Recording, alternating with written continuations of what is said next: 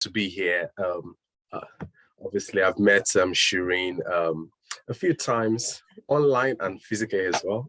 Yes. In Manchester at the Bob Expo, and Mary Fash I've known for gazillion years. And for anyone who I've never told how I met Mary Fash, we're both event planners many, many years ago. And it's so interesting how life kind of takes us. And here we are, we're both business owners, coaches in different capacities, and we're still working together. And I think that just kind of shows the power, the importance of networking and maintaining valuable relationships. So really honored to be here. Let's do quick introductions just so I know who is in the room. So if we start with Shireen, then Lachelle, then Mary Fash and Ivy, just kind of, just say your name again and just tell us what you do in kind of like in this simple sentence. Shireen, over to you. Hello, welcome everyone. So I'm Shireen. I am a parent and teen coach. So I spend my days working with teenagers as a safeguarding officer in a big college. So I get direct contact with young people all day long, which I love. I have a young person of my own who you might see in the background as well. And I've been coaching parents and teens for about 5 years now. And I met up with Mary and we started ABC coming up to a year ago, almost a year. So it's been a really exciting journey so far. I'm very happy to see you all. Cool. Lachelle, over to you. Wonderful. Good evening, everyone. My name is Lachelle Marlowe, and I'm based in the Southeast in Surrey. And I am in the space of figuring out. So I originally started off getting my certification to support other moms with autistic children who presented with specific things to kind of like support and hold space for them. But after certification, all of my clients are people who are passionate about particular things and wanting to create online courses. So I've just been hanging out in that space. It's interesting, all of the automation, all of the different functionality, and just figuring out. And I'm the least techie person in the village you will ever meet. So I just think it is hilarious, but I'm learning so much. And on the road, I did some social media management.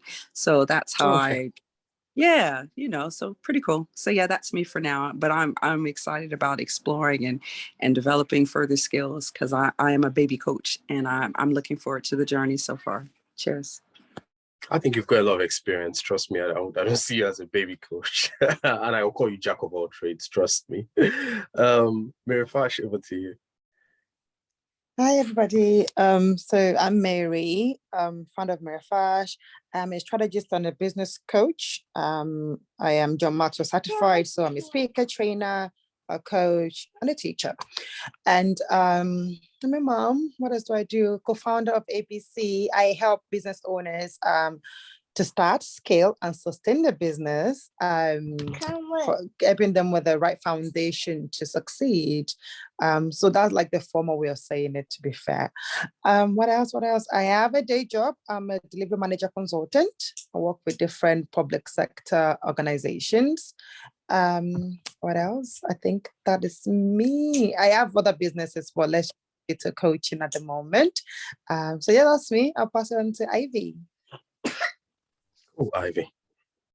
Sorry about that. I can't put my camera on at the moment. No, it's okay. No pressure. Okay. I'm a IGI, is my name, and I'm a relationship and business accountability coach. Originally, I'm an architect as myself. So I do a lot of BIM, the drawings and planning. And what I do as well, I'm a consultant, so I help businesses join in venturing together and seeing strategic ways for them to collaborate. And I'm based in Ireland. And that's me. Cool. Great to meet you, Ivy. Tino, how you doing? Welcome. We've just kicked off just a couple of minutes ago, and everyone's just introducing themselves. If you just tell us your name, obviously, and tell us what you do in like 30 seconds. That's it. That's great. Thank you so much. Apologies, I won't be able to show my face, so bear with me. No Okay, pressure. yes. My name is Atinike Adegboye, and I'm fondly called Coach Tino.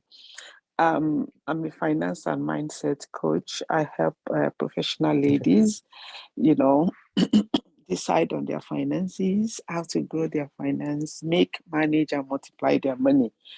And I also have a non-for-profit organization where I help young ladies identify their passion and how to turn it to money making in life. So I'm just all about money anyway. So it's nice to be here.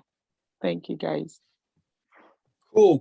Wow. I feel like I'm surrounded by giants. But honestly, like I'm just really, it's always great to have people introduce themselves. You actually realize that you don't even realize how much people even do just by looking in your immediate network. And I think even just on this call alone, imagine if we decide to put our resources together. Can you imagine what sort of opportunities we could create? And I think that's just an example there. So my name is Sanmi. I don't like introducing myself, honestly, because I'm not even sure what to always say. But I've got a business of my own. It's a CRM tool, and I built it to help make business easier for business people and their customers. I don't like stress. I don't like wasting time. I don't like stress for you as a business person. I also don't like stress for your customers. If your customer has to go through pain just to buy your product or use your services, then how do you even keep them? So I've got a business tool that my company has created to make it easier for you to operate your business, but also to deliver exceptional customer services. From a coaching perspective, I usually would coach in the area of building a streamlined business process. But the other thing I do as well is to teach businesses how to deliver exceptional service. And that word exceptional is so important because it's the reason why your customer will come back to buy from you again, or it's the reason why they will tell other people to come buy from you. So I talk about customer service, customer loyalty, and I've got an ebook that kind of puts a lot of focus on some pillars that should be focused on. But essentially, that's me anyway. I'm hoping that this session will be very interactive. It will be because, trust me, if all you heard was my voice, you will get bored quickly. I get bored of my own voice myself. But it's always good to hear from you guys as well. So I will be asking questions, not to quiz you, not to quiz anybody. It's just to kind of like interact. So why are we here? I'm going to share my screen.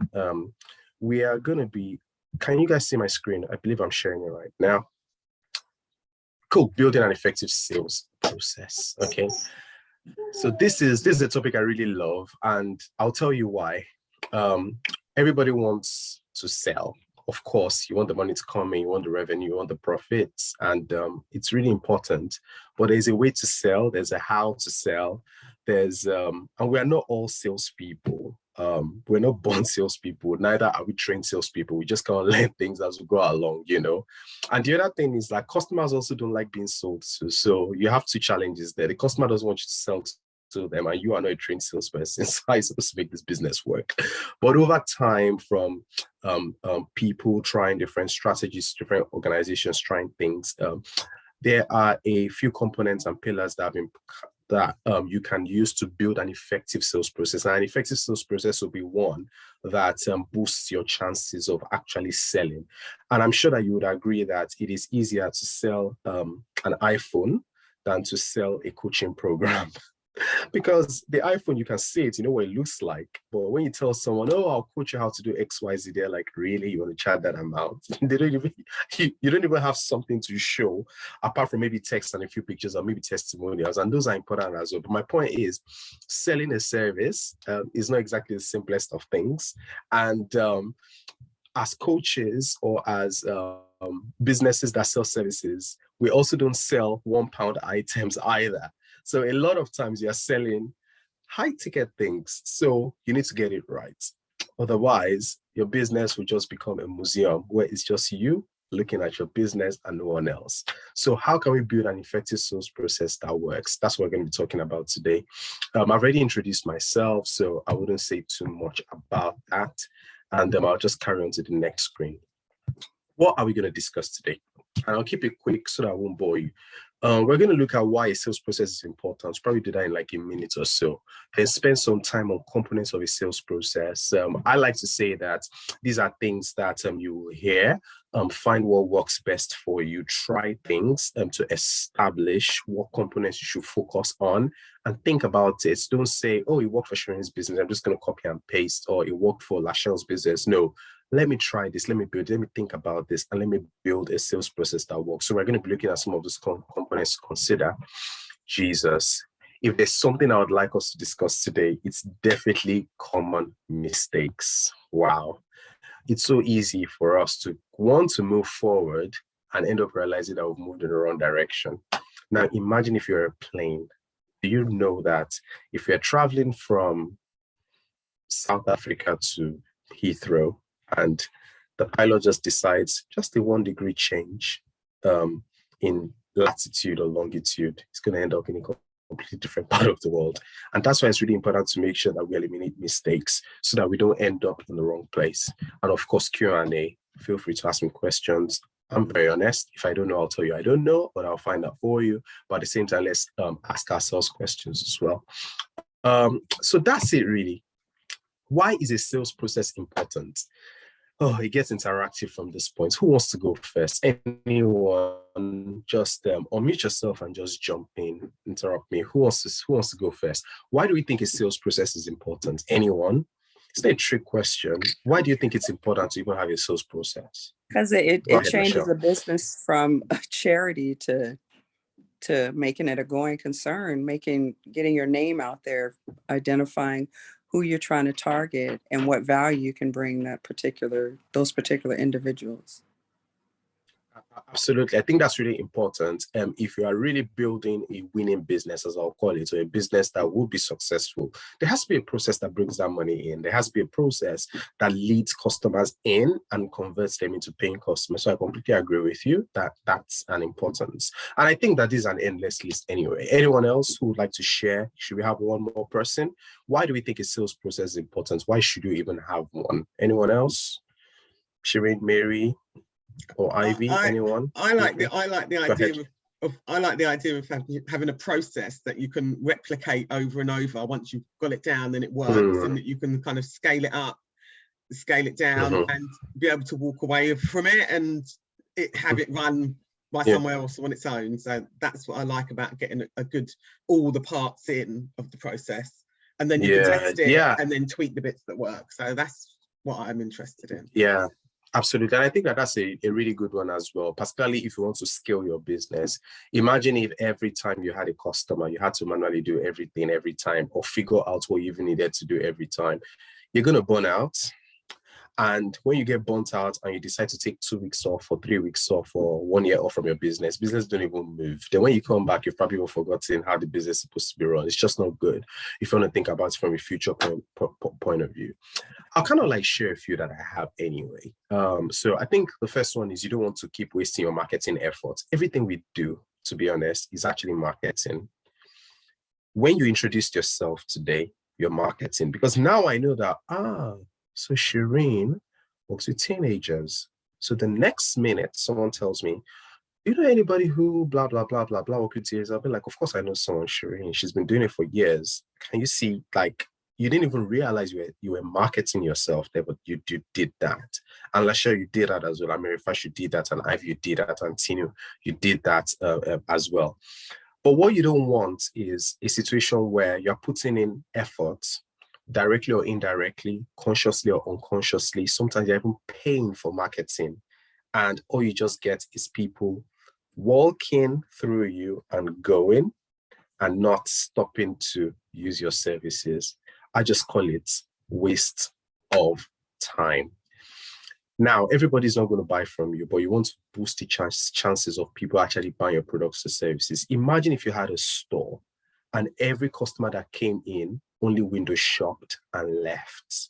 Or imagine if you were the owner of Next and people only came in and they kept trying all those clothes in the fitting room and nobody bought. You're going to get frustrated. I will, So you don't want your marketing effort to waste. You want your marketing efforts to translate into paying customers. So that's one reason why sales process is important, because it can help you to actually concentrate and channel those your marketing activities and your marketing effort.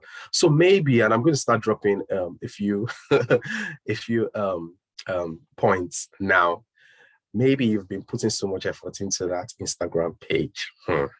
Or maybe you've been putting a lot of effort into sharing those content, those posts, and it's just not translating to sales. Could it be that your sales process is faulty? Maybe you don't even have one.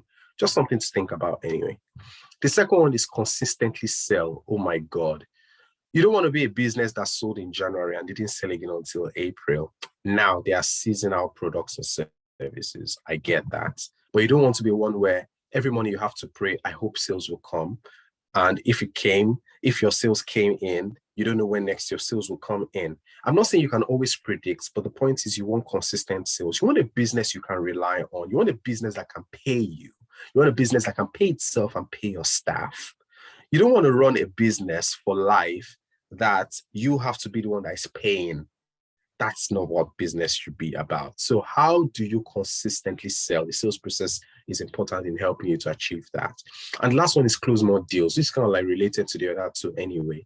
You probably want 100 people to come find out, but at the same time, you don't want 100 people to come find out and only one person said, yes, I want to buy, you want to close more deals. You want to sell more. For coaches, we know that quantity is good, but at the same time, you don't always get 1,000 people coming every day. You're not selling apparels or clothes or t-shirts. So when the few customers come, you want to close as many as you can, because you know that you are going to give it a lot of value and it is revenue for you that you don't want to miss out of. And that's another reason why sales process is important. So ignore that question is there at the bottom. It was already one we answered earlier, but when you're thinking of the sales process, think of the importance. Don't see it as another tick in the box, something I need to do. Remember that it is leading into revenue, profit, customers. There is a vision, there are goals to it. And without a sales process, you might struggle to actually build or grow a successful business. So a sales process, you'll find different images, different narratives out there. But this is one of the ones that I normally share because, particularly for service-based businesses, it identifies a number of components that you should consider.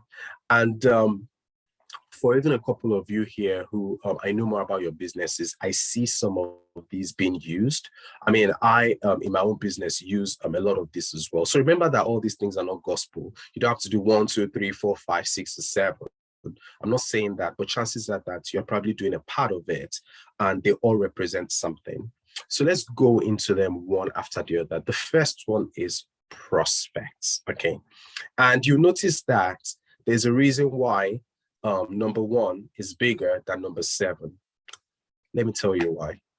How many of you have ever applied for a job and got it? Now, they probably advertised that job and maybe 100 people, maybe 1,000 people applied for it when you were active in employment, or maybe if you're still active in employment, and you find that many were called, but few were chosen. A lot of people probably applied for that job. Maybe a few CVs were read by HR.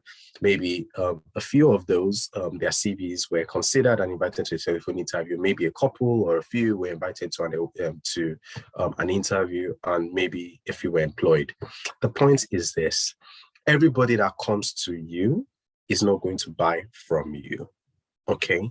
So it is very important, but it is very important that you at least have a way of attracting leads or prospects. These are people who are likely to be interested. And how do you do that? You need to find the right channels. Question: are you spreading yourself out across so many channels that you have not established yourself in any? Are you one of those people? You're on Twitter, you're on LinkedIn, I'm not saying you shouldn't be there, but are you everywhere and we can't even see you anywhere? Because it's actually so important that, you see, grounding is so important. You need to find where you are established in. And if you are going to be able to capture leads properly, you're going to have to do your research and listen out to find out, okay, where are my customers going to come from? Because if they're not going to come from that exhibition show, or they're not going to come from that program, or they're really not on this platform, why are you wasting your time? Now, I think as part of awareness and boosting your brand, it is important to probably try a few channels anyway. But my point is, why are you spending so many hours on that platform that is not giving you any benefits or contributing to your business or funneling customers into your sales process? So we need to rethink where our leads are coming from. And I'll tell you why this is important, because if you are using free platforms or going for free events, okay, and you don't get this right, when you start to pay for leads, you would also end up wasting your money. So it's very important that we understand where our leads and where our prospects will come from, okay, which now brings us to number 2, lead qualification.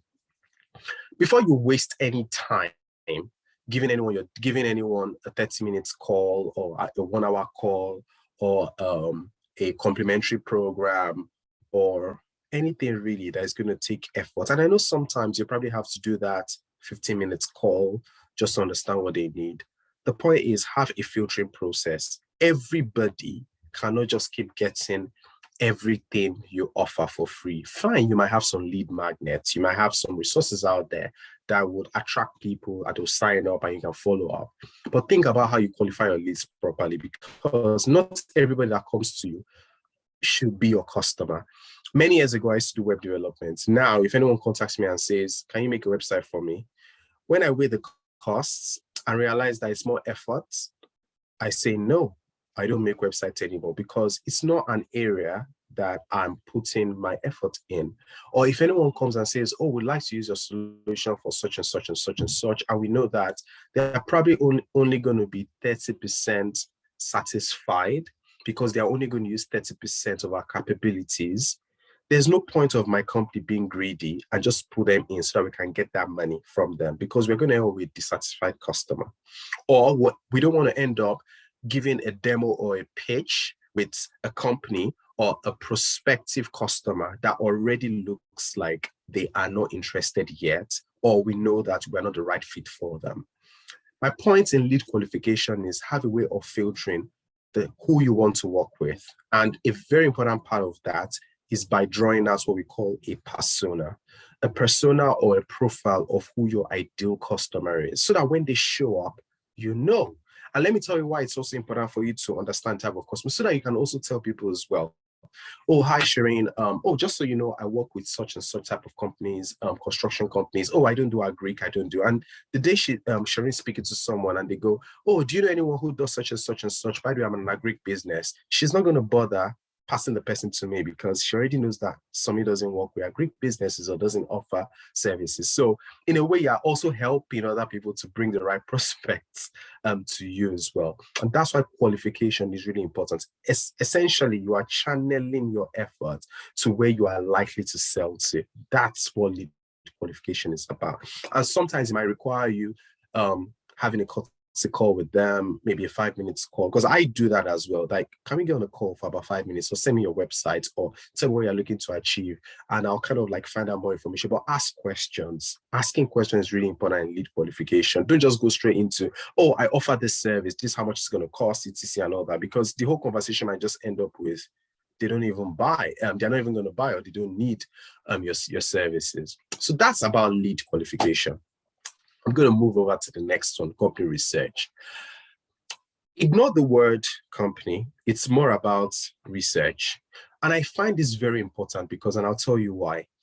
If anyone is going to pay you, when I say thousands here, I'm not trying to make anyone feel like if you're charging less than 1,000, you are not charging enough. But as a coach, I believe that you have opportunities to actually charge your value. And I'm not saying if you're charging less than that, it means that you are not, but I'm just using 1,000 as an example anyway. If I'm going to charge 1,000, or I'm likely to charge 2,000 or 5,000 or 10,000 pounds for to charge a customer 10,000 pounds, when they show up and I'm going to have a meeting with them, I definitely want to go there prepared. It's just like an interview. You know that the stakes are high. You know that it matters. The only reason you're showing up is because you want to be the one who's going to get the job. So what you're going to do, you're going to do some research.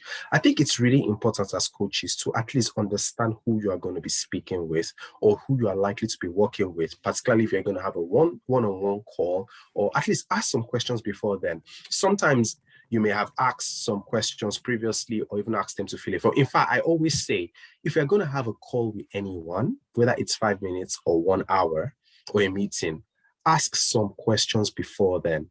Don't ask a lot of things, even if it's simple things like, what are your goals? What are your challenges? Even if it's a couple of questions, use that to prepare, because that can help you. That preparation and that research will help you to go there armed, so that you can answer questions, okay, that they might ask, or so that you can, Bassy, do you want to go on mute?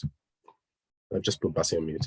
Yeah, or so that you can go there more prepared, and you can boost your chances of actually, I don't want to use the word selling here, so that you can boost your chances of showing that you are the one that is going to provide a solution to their pain points. That is your focus, So between the research and the pitch, the whole idea is you had some information that has strengthened your position. I mean, imagine if you offer a coaching program and someone shows up and you're not even ready. You are already even showing that they can't even trust you, honestly. And I mean, I'm trying to use an example. I'm trying to look for, okay, it's just like a legal service, for example, okay, which is another type of example, or even an event planner.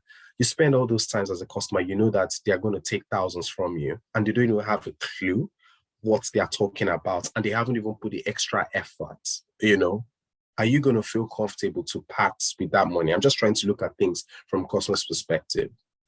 Now you understand what I'm saying. I'm not going to go too much into pitch.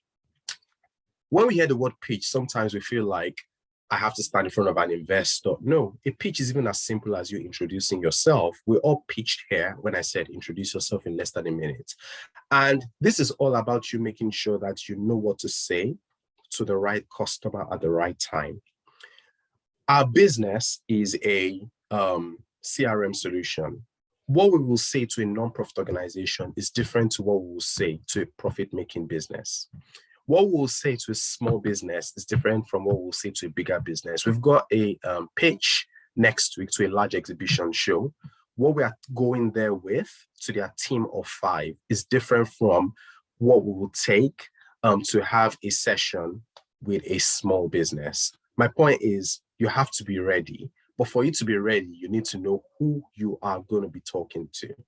And it might feel like, wow, this is a lot. What if someone's just calling me about a legal service, or maybe they're just calling me because they need me to coach me in that area? My point is, you don't want to sound like everyone else who just comes there to say, I offer such and such and such service. When I go, oh, Shireen, I remember that you said that one of the issues that you are facing in your business is such and such and such. One thing I wanted to tell you is that you can actually turn that around, and all that time that is causing you a lot of stress, you could find that you could even take 1 week off from your business and you will still be making money in your sleep.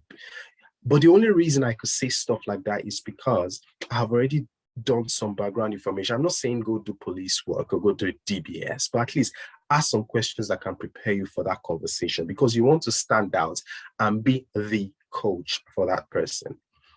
Objection handling. You have to anticipate that there's a part of the customer that is going to tell you no. Could be for different reasons. Number one, they don't see your value yet, or they struggle to match your value with your pricing, or they are speaking to other people as well, or there are some things that they are not clear. Always give the opportunity, okay, for them to ask you questions so that you can address any concerns that they might have, and you can also use the experiences of your previous customers as well to kind of like bring things out in the open. So for example, when we speak to big businesses, one of the questions they ask is around data. Is my data safe? We are handling large data sets, okay? So when we go to when we have meetings with bigger organizations, we make sure that we're already talking about stuff like that, because it makes them feel, oh, these guys are ahead of us, you know? So you need to think about those sort of objections or those sort of concerns and being able to address them. Now, you might, to be honest, as a coach, you might be so excellent in doing all these things and you find out that you are doing all these things kind of like around the same time. But the point is, your sales process should make sure that is reflecting a lot of these key stages. And the last two is about closing. You said it's closing by default. Now, it's very strange because I think that there are two extremes, unless you're a trained salesperson. There are some people who, from the beginning, they want to close and they have not given the opportunity for the opportunity. They have not given the opportunity for the prospect to nurture into a point where they can now sell. Then there's another extreme of sell this thing and they're still talking or they're still wasting time. The moment you are talking to a customer and you know that they are ready, that's not the time to start arranging 3 meetings or no. Once you find an opportunity to close, go for it. You have to. That's just what it is. So, but it comes with a lot of intuition. It comes with a lot of experience. All I'm just saying is look out for those signs of interest. And when you find the opportunity, start to close, start to lead them towards next steps. And closure is not about, oh, yes, I'm happy to work with you. I'll speak to you next week. No, let them know what I'll need you to do is this, or what I'll need you to do is that. Oh, so to carry on, we're happy to sign you up today and you will receive a welcome pack and you start to get the value or get this by tomorrow. Let them know what the next steps are. But closure is just really important anyway. And nurturing as well. I feel like nurturing is actually a class on its own because this is where you're building a relationship. I always tell businesses I work with, never value a customer by the £10 or the £1,000 they're going to pay and go. No, see them as a business partner you can work with for life.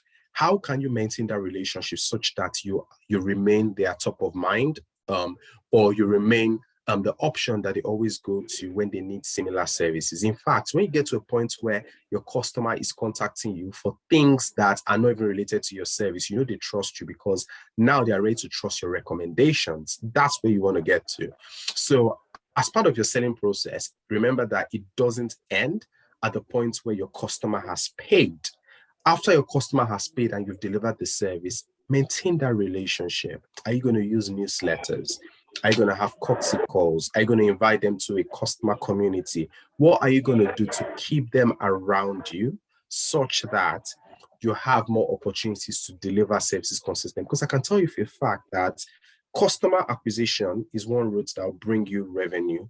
But even through customer retention, a business like ours thrives on customer retention anyway. The more user services, you know. But at the same time, even as a coach, you can think of how you can diversify what you do. You can think about how you can create new or refresher programs. Sometimes you might not even charge, but the point is, how can you keep them close? So the question I'm asking is, what are you doing as a coach to nurture that relationship going forward? Are you stopping at the point where you have delivered what they paid for, or are you a continuous value deliverer?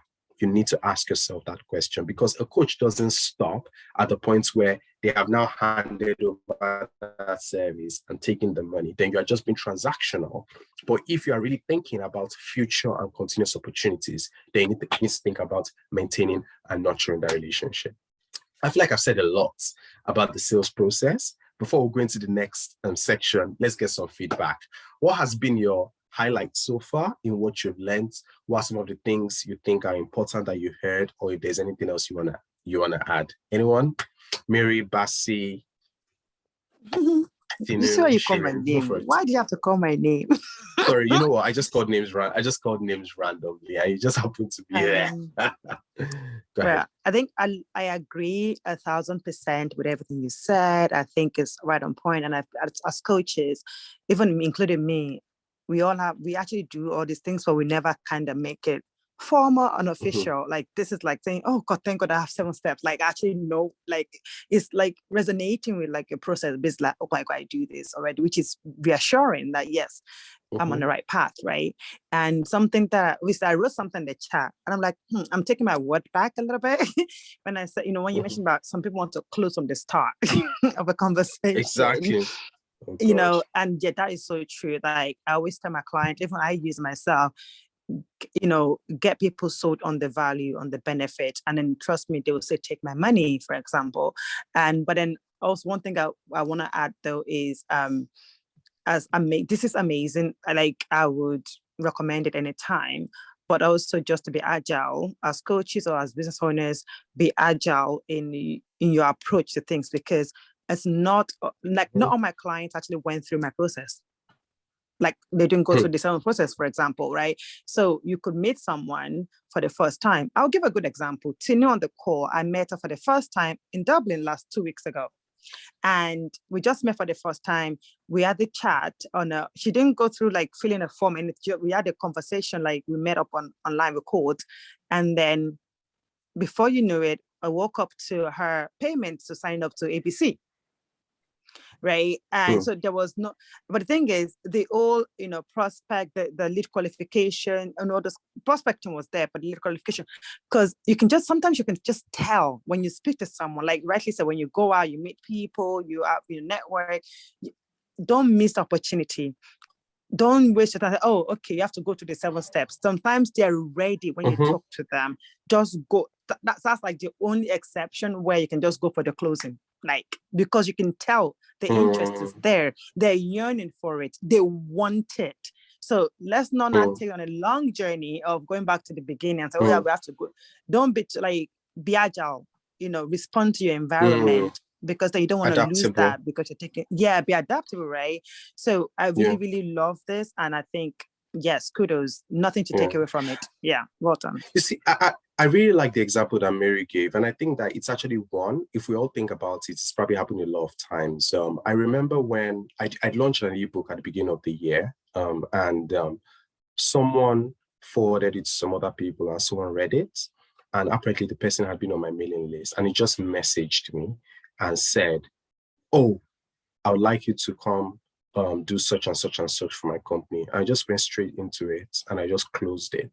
That was not the time to start asking too many questions, because clearly he had already kind of like taken himself through he had already pulled himself through lead qualification and, and when I closed the deal, then we can start addressing, okay, how we working together, what we're doing. But I'm not saying that you should be in a hurry at that point to just get customers' money. All I'm just saying is don't make it longer than it needs to be.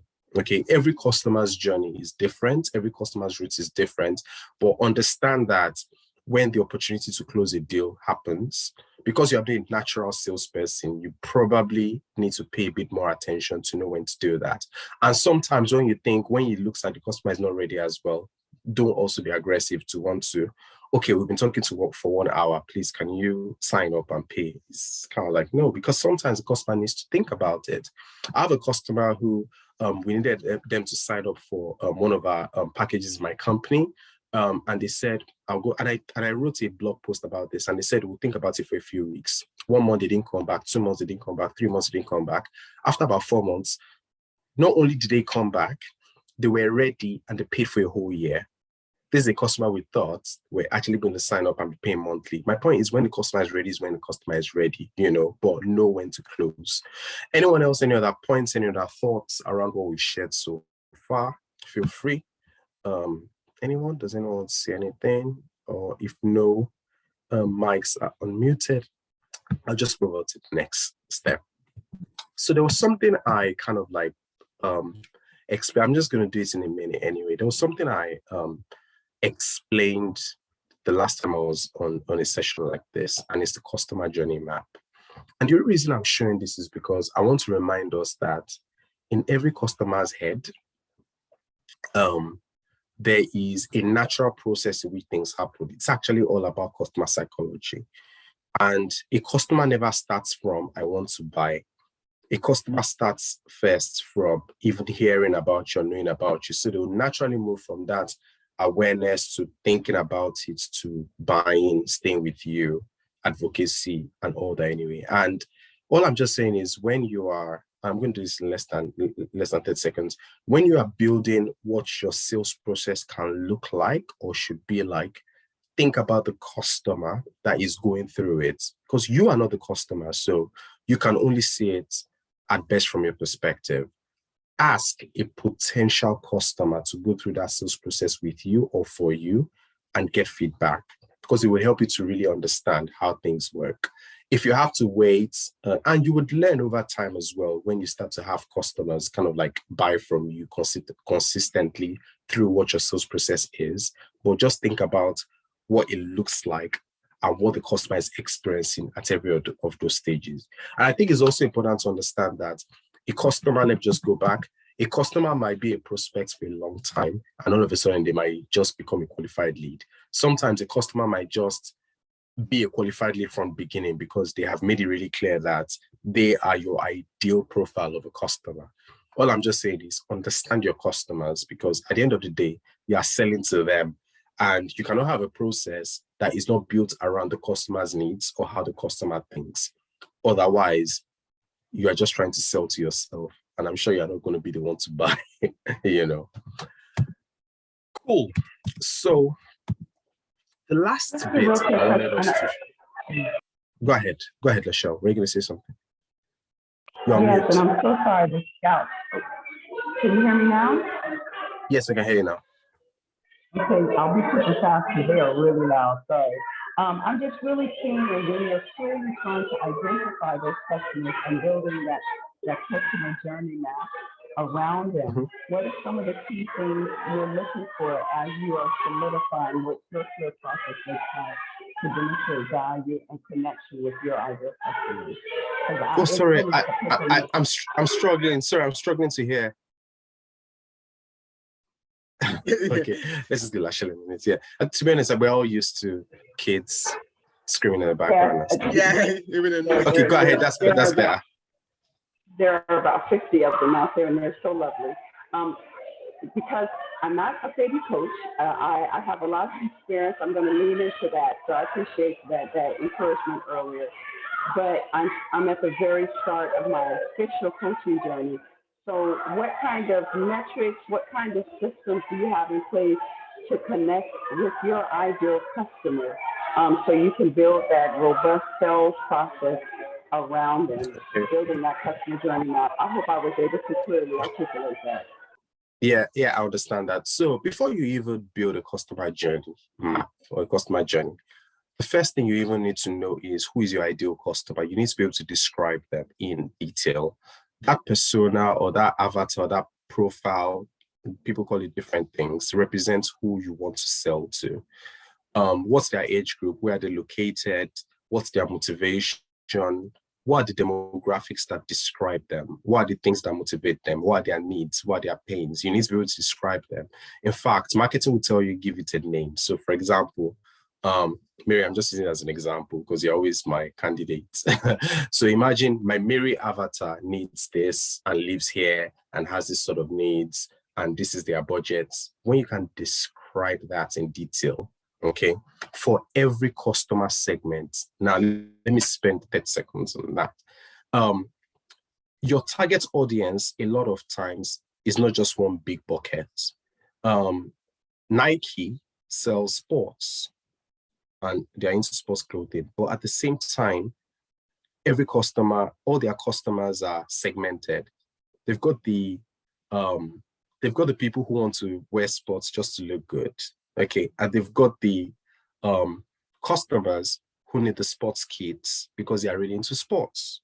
You know, they've also got women, they've got children, and it's not the same ad. It's not the same channel that's going to attract those customers. It's not the same needs. It's not with the same budget because there are Nike shoes that are so expensive. And there are some Nike shoes that you can get for less than £100, you know?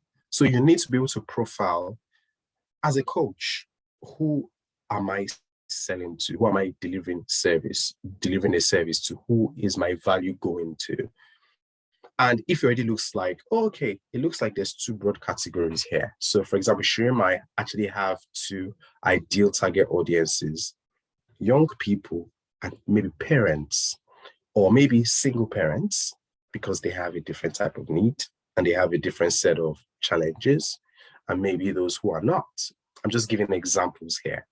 Then you can now build a customer journey for that segment. What's my customer thinking? Okay, where do they go? What do they look? Okay, so the women, they go into the church groups, they go into the Facebook. I'm just giving an example. I'm not saying guys don't do that as well, but I'm just saying now you're now wearing the hat of your persona. Okay, awareness. This is where they get information from. Okay, the younger ones. Oh, okay, those teenagers, they're on TikTok. Okay, so when I go to TikTok, I'm not talking about what's going to attract the audience that is not there. I'm going there to attract the audience that is going to be there. So now you do it by, and the mistake that a lot of businesses make is they have one customer journey for everyone. No, you can't do that. Your customer journey should be on the segment level when you've broken down your target audience into, even for us, we have different journeys. In fact, we have a separate journey for new customers and a different journey for recurring our recurring buyers as well. So when you've done that segmentation, and you can now design the journey each one is going to take, and it starts from awareness. Where they get their information from? I'll get Mary to send this out again so you get it anyway. This is where you now think of, where do they get information from? Where do they look? What can you do to make sure that they get it, they understand it? How can you get their attention? Then you can start to move them along up to the place where they decide, you know what, I'm just going to hit that number and ring Lachelle, or I'm just going to sign up to her services because clearly she offers what I need. Hopefully that answers your question. Okay, cool. All right, no problem. Oh, I like this one. This is going to be so interactive. Everybody has to say something. What do we think are some of the sales process mistakes that we make? Or what is a mistake that you think that you've made before or you've seen another business make? Just let's share, let's learn together, and we'll do this over the next few minutes as we start to bring this towards a close. Anyone, what are some of the sales process mistakes we make? Basi, let's start from you, sir, because we haven't heard your voice. And after Basi, it will be Tinu. I'm kind of giving us notice now. Basi, what are some of the sales process mistakes that we make? Just give us one. You're on mute if you're speaking. Basi, are you there? Basi, can you hear me? You're on mute, or are you typing? Okay. Anyone else? Okay, let's go. Lachelle's put one in the chat. Yeah, possibly. Yes. Okay, yes, not following up on lead magnet. I completely agree. Yeah, stalling. You're not nurturing, you're not following up. You're just hoping that it just happens by itself. Okay, yeah, that's a really good one. Anyone else? I think for me, Ivy, go ahead. Go on, Ivy. Go ahead, So one of the problem is not doing a proper research, because you can have a sales process, but it can be going to the wrong people. And just about the way you were talking about having the persona of your target audience and researching where they actually are or where you can locate them. For example, talking about, let's say, single parents now, you gave an example like that, and you already know you want to reach single parents, but you're looking at an audience that where they are is not where they are, where you think they are is not where they actually are, and your sales process is targeting that angle. So, doing a proper research can actually have enormous effect on your sales process. I 100% agree with that. It's so important to spend time to discover who your ideal customer is, and it actually takes time. In fact, today's customer tomorrow might not be your customer anymore because they might just find another option, or your value proposition has changed. So you need to continue to. This is why big organizations have a budget for research and development. They just continue to make sure that they study what's going on. So I Mm. completely agree with you. That's actually a very big mistake that some businesses make. They focus more on the product and they go into the market and they come back and say nobody bought. Well, did you even think of who was going to buy in the first place? Did you actually even consider that? You know, if you didn't do that research, whether you wanted to go full blown. And to be honest, nobody likes to do research. It takes time, but at least try and validate some of the assumptions you've made, because if you're building your business or your empire on assumptions, you might end up realizing you had no foundation. And you don't want to be in a process where people say, oh, how's your business going? And you'd be like, oh, I folded it up 2 years ago. Why? I didn't sell. It's not a very nice thing that it's not a nice thing to experience, you know, let alone something you have to say. Thank you so much for that, Tinu. Anyone else? What is this? Go ahead, Sherry. Follow on from Tinu and say, actually, that was one of the things that I was looking for, like, where do I find my niche, which is single parents, and it was. And I just put in the chat, I had to be a bit creative, a bit like Mary, and just throw, you know, out a little bit and think a little bit more creatively. And what I actually did was I inherited, and I went and volunteered, a meetup group, and I hadn't used Meetup for a long time. And it actually had about 1,200 single parents in it already. It was a single parent group because it specializes right in Meetup. So I inherited that group. I put my hand up to run it with a friend. Not all of them were active. There was at least 200 parents in there, and it worked really, really well. And I offered webinars and got some business that way. But I kind of took it for granted. And then as soon as lockdown was over, people stopped using the Meetup group, even though it was funny. It was non-meeting up because we were in lockdown, but we were meeting up online. And then as soon as everything opened up again, people are not using that group anymore, and it's changed. So now I need to just rethink. My strategy was good for then, but everything's changed, so we've got to move it on. Yeah, it's all changed. Yeah, I completely agree with you. And honestly, today's loyal customer might not even just be here tomorrow. I mean, look at what's happening in the social media world now. A few years ago, it was all about Facebook and Instagram, and now everything is going audio, like so many other platforms now. I'm not saying that's where you should go, but all I'm just saying is that chances are that a lot of businesses, some of their customers have moved there, you know. So it's all about that continuous discovery of who is my customer, updating your persona. And to be honest, as you grow, you might even have new products and services and new target audiences. So that means that you probably need to update on what you already have as well. Anyone else? Anyone else who wants to share anything on mute? Okay. I will share some common process mistakes that I've got for us today. They're all on the screen, but I'll start from the first one. Unclear steps. Oh my God. This one is a business killer. Like, even if the customer should ask you what next, you are there, you don't even know, you're not even sure, you say you get back to them. It's just so, you see that lack of clarity, that confusion. I mean, trust is really tied to clarity. If I want to pay anybody and they sound unsure, I just think that I can't trust you, you know? And as a coach, you are saying you're a boss in a niche. The reason you're coaching someone is because you're an expert in that area. The reason you're coaching someone is because you want to help them to accomplish their goals. And as a coach, you are not a penny service. Neither are you selling a small item. You're a business of a relationship. So why are you not sure of what your next steps are? And why is it that your process is so disconnected? Okay, they signed up and they don't know what they're going to get next. Or they landed in your mailbox, or they dropped it. Like, everything just feels all over the place. So you're there relying on memory, you're juggling the 9 to 5 and the business. You are hoping your sister helps you because she's helping your business. Something happened, you traveled, you didn't turn off your like, everything is just, you're just moving, but you're not moving in the right direction. Everything is so disorganized. We can't even tell the difference between, like, it's just not a place to be. People who want to hire a coach and pay money expect you to show up as a professional and have a process that has clear steps. So we all need to really think about our process properly, because the moment you allow doubts or that lack of clarity to set in, what you're doing is you're pushing your customer away from you. So it's really important that we understand our steps, so we understand how we are moving someone from one end to the other, especially when someone even comes as a referral.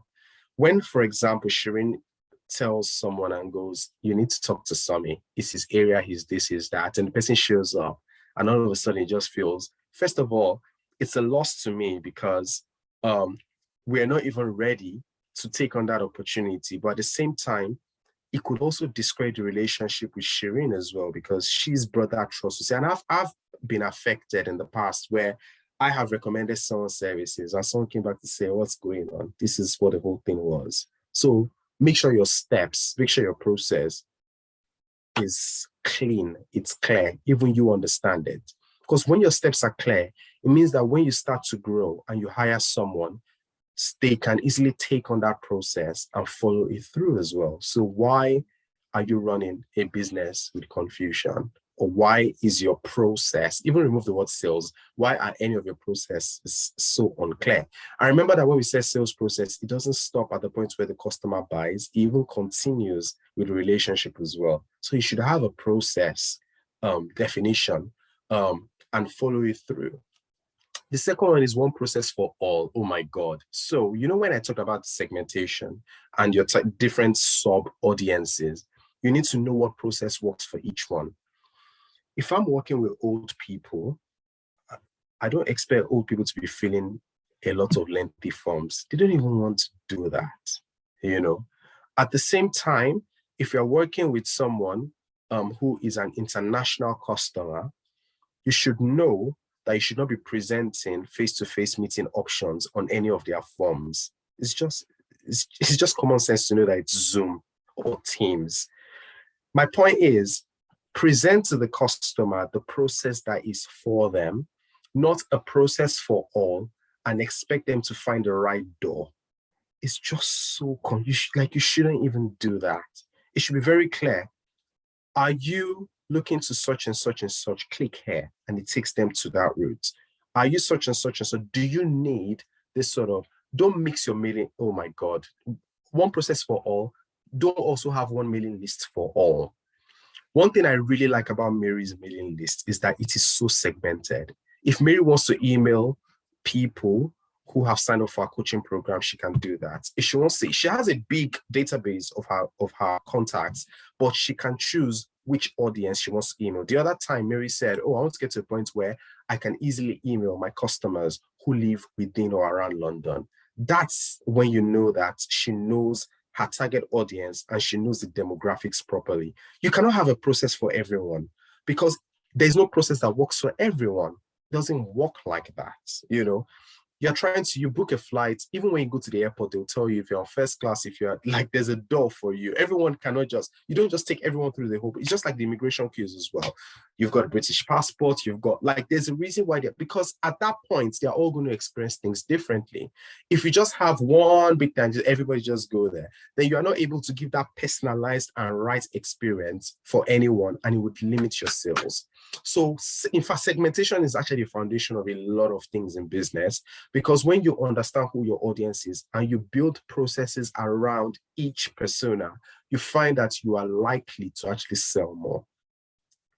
Mary kind of touched on the third one, review, adapt, and update. It is a living, your sales process is a living process. What worked yesterday might not work today. Your manual process that worked 50 years ago, it's not going to work in this digital world. Oh my God, there was one, I'm not going to mention their name, but there was one bank in some country. I needed to, in fact, this is even the story. I have a bank in some other country, and I was like, oh, I need to access online banking. I actually thought they would just send me an email to say sign up. I called one number. They said, talk to them on chat. I called the chat. They said, call this other number. I'm like, okay. So I finally spoke to this gentleman who was really kind. And he said, oh, you've not used the account in a while. You need to reactivate your account and apply for a token. I'm like, okay, so what do I need to do? And he said, you need to fill 4 forms. I actually screamed on the phone. And I was like, what's going on, sir? I said, I'm just surprised that in this day and age, you want me to fill 4 forms. I'm actually a very busy person. I'm not trying to be proud here, but honestly, I hope the forms are short. I thought he was going to send me a link and I'll fill 4 forms. He sent me 4 PDF documents.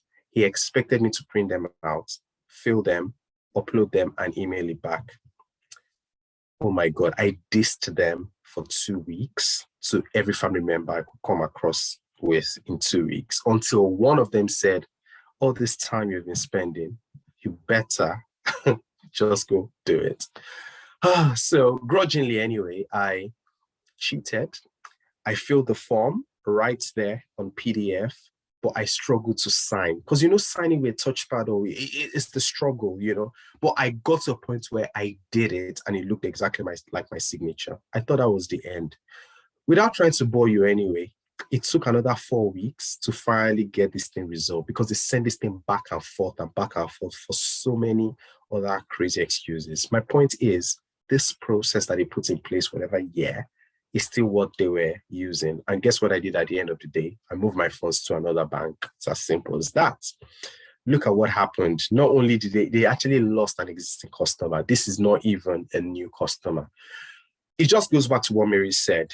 Be adaptable, okay? Be ready to change, be agile. Your process today, your sales process today, or whatever process it is actually, look for opportunities to make it quicker, slicker, better, so that it works for you and works for your customers. We are all guilty of the 4th one. I can confidently tell you that. And I completely understand, because a lot of times as a coach, the expertise sits within you. Even if Shireen employs someone tomorrow, the person might not have all that years of experience that Shireen has. So sometimes it's just difficult for us to trust someone else to do something else, or to trust the system to handle it, or to trust the third party. But be very careful. Find what you can actually delegate, find what you can automate, because if you are hoping to do everything by yourself, the day you decide to sleep for 7 hours and wake up the next morning, you could have lost another opportunity because someone in America who's in a different time zone tried to go through your process. Or the moment you get on a plane and you travel, everything could be at a standstill. Now, sometimes because you are the face of the business and one that delivers it, maybe you're a trainer, it probably is you anyway. But my point is, find what you can delegate, find what you can automate. Because if your process is all about my hand, my feet, my chest, my head, you have to do everything by yourself manually, you will burn out at some point and there will not be a business anymore, Focusing on closing deals at all costs. I'm not going to go into that. We've kind of addressed it. And the last one is no goals, no KPIs, no measurement. I think someone mentioned the word goals earlier, or measuring something. I can't remember who it was. You have to think of the end before you even start. I think it was Mary I was having this conversation with the other day when I asked them, what are your, what financial goals do you have, or what sort of ways do you measure performance in your business? And Mary actually has weekly and monthly, and I think annually, or a combination of two. And I think that's really good. If you don't even have an idea, or even you should even have an idea, you should have it defined. If you have not defined your goals, how many leads we want to get by this period, how many prospects we want to have, how many demos I want to do, how many coaching sessions I want to have, then you're just leaving everything to chance. But when you have your process, linked to specific goals, you are able to put more effort, put more fuel, put more attention into areas of your process that would channel more sales. Question I'm going to leave you with: what other mistakes are you making? There is no process that's perfect. I can tell you for a fact that I'm constantly looking out for my own sales process and trying to improve it as well. But hopefully you have more reasons to identify any of those unclear steps so that you can address them. Realize that one process doesn't work for everybody. Maybe you need one process for existing customers and now one for your new customers, or maybe you even need one for different segments that you offer services to. Maybe you need to update what you've been doing, because how you do things is probably not working right now as it used to be, and it's not as efficient. Maybe you are doing it all by yourself, and maybe this is just the time for you to now to think of ways to make it more efficient so that you don't burn out.